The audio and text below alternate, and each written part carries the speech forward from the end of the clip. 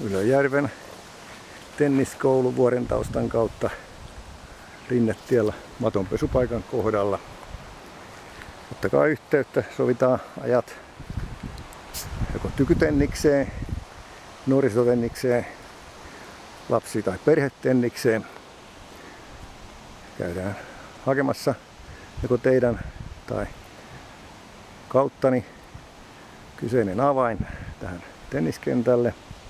Saavutaan 50 minuuttia ennen kyseistä aikaa paikalle, jotta nähdään, että onko kenttä harjattu ja harjataan tarvittaessa edellisen jäljiltä.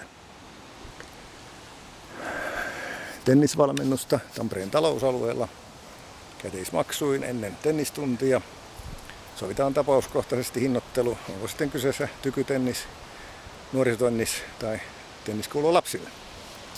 Kuten näette, kenttä odottaa ja ottakaa yhteyttä. Talonmies palvelee myös Tampereen talousalueella, mutta nyt tennisvalmennusta. Ottakaa yhteys sähköpostilla tennisvalmentaja@gmail.com.